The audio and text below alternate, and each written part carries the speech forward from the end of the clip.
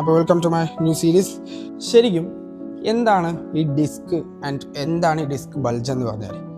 നമ്മുടെ ഡിസ്ക് എന്ന് പറഞ്ഞാൽ നമ്മുടെ നട്ടെല്ലിൻ്റെ തന്നെ ഭാഗമായിട്ട് വരുന്ന, അല്ലെങ്കിൽ നമ്മുടെ നട്ടെല്ലിനെ ഇഞ്ചുറി ഫ്രീ ആക്കി വെക്കുന്ന ഒരു ഷോക്ക് അബ്സോർബറായിട്ട് പ്രവർത്തിക്കുന്ന ഒരു കുഷ്യനാണ് ഈ ഡിസ്ക് എന്ന് നമ്മൾ പറയുന്നത്. ആസ് യൂഷ്വൽ നമുക്ക് എല്ലാവർക്കും അറിയുന്ന പോലെ തന്നെ നമ്മുടെ നട്ടെല്ല് എന്ന് പറയുന്നത് ഒരൊറ്റ അസ്ഥിയല്ല, അത് 33 വെർട്ടിബ്രേസ് അഥവാ 33 കശേരുക്കൾ ഒന്നിനു മുകളിൽ ഒന്നായി ഇങ്ങനെ അടുക്കി വെച്ച് നിർമ്മിച്ചിരിക്കുന്നത്.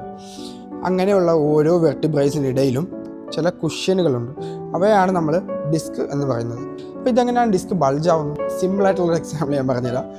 നമ്മളൊരു ബർഗർ വാങ്ങിച്ചു, ആ ബർഗറിൻ്റെ മുകളിലും താഴെയും കോൺസ്റ്റൻ്റ് ആയിട്ട് നമ്മളിങ്ങനെ പ്രഷർ ചെയ്തുകൊണ്ടിരുന്നാൽ അതിൻ്റെ അകത്തുള്ള വെജീസും മീറ്റും ചീസും എല്ലാം തള്ളി പുറത്തേക്ക് വരും. ഇതേപോലെ തന്നെ നമ്മുടെ നട്ടെല്ലിൽ കോൺസ്റ്റൻ്റ് ആയിട്ടുള്ള രീതിക്ക് പ്രഷർ വന്നുകൊണ്ടിരിക്കുമ്പോൾ നമ്മുടെ ഡിസ്ക് അതിൻ്റെ സ്ഥാനത്ത് നിന്ന് തള്ളി പുറത്തേക്ക് വരുന്നതിനാണ് ഡിസ്ക് ബൾജ് എന്ന് നമ്മൾ പറയുന്നത്. നമുക്കൊരു ഇഞ്ചുറി വരുവാണെങ്കിൽ വർക്കൗട്ട് സ്റ്റോപ്പ് ചെയ്യേണ്ട സാഹചര്യമാണ്, അത്രയും മോശമാണ് സാഹചര്യം എന്നുണ്ടെങ്കിൽ നമ്മൾ വർക്കൗട്ട് സ്റ്റോപ്പ് ചെയ്യുക.